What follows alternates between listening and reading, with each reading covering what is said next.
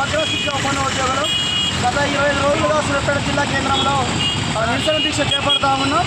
ఎందుకంటే 18 సంవత్సరాల నుంచి చాలించాలని వేతనాలతోటి సమగ్ర శిక్ష విద్యాశాఖలో మేము విధులు నిర్వహిస్తున్నాము. ప్రభుత్వ ఉద్యోగులు ఏమాత్రం తీసుకోకుండా మా నియామకం జరిగింది. మరి మా నియామకం అయితే ప్రభుత్వ ఉద్యోగుల మాదిరిగా జరిగింది, కానీ మా వేతనాలు మాత్రంగా లేవు. వెట్టి చాకిరీ చేయించుకుంటూ జీతాలు మాత్రం అతి తక్కువ జీతాలు ఇస్తారు. ఆ విషయాన్ని మేము గత సంవత్సరం ఇదే విషయం మీద ధర్నా చేస్తుంటే ఆనాడు బీజేపీ అధ్యక్షుల హోదాలో ఉన్నటువంటి నేటి ముఖ్యమంత్రి వాళ్ళు శ్రీ యనమల రేవంత్ రెడ్డి గారు మా యొక్క హన్మకొండ శిక్షా శిబిరానికి వచ్చేసి మీది అంత జటిలమైన సమస్య కాదు, మా ప్రభుత్వం రాయన 100 రోజుల్లో మీ సమస్యని పరిష్కరిస్తామని తెలియజేయడం జరిగింది. మరి ప్రభుత్వం ఏర్పడి ఆ సంవత్సరం దాటింది, అయినా కూడా మా హామీ నెరవేరలేదు. మరి మేము ఇప్పటికైనా బయటకు వెళ్ళి మా యొక్క హక్కుల కోసం పోరాడాలని నిర్ణయించుకోవడం జరిగింది.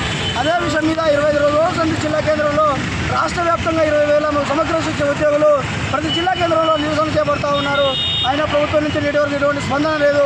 ఎందుకు మా మీద ఈ సవితల్లి ప్రేమ, మాకు ఎందుకు హక్కు లేదు? మేము మా యొక్క ఉద్యోగ భద్రత ఆ విధంగా సాధించుకోవడానికి మేము ఒక్కటిగా తాటిపై రాష్ట్ర వ్యాప్తంగా నిరసన చేపడుతూ ఉన్నాము. ఎట్లయితే మాకు హామీ ఇచ్చారో ఆ హామీని మీరు వెంటనే నిలబెట్టుకోవాల్సిన బాధ్యత మీకుంది అని మేము మా యొక్క డిమాండ్ ప్రత్యేకంగా తెలియజేస్తున్నాం. గవర్నమెంట్కు మా యొక్క డిమాండ్ ఒకటే, ప్రతి సమగ్ర శిక్ష ఉద్యోగాన్ని వెంటనే రెగ్యులరైజ్ చేయాలి.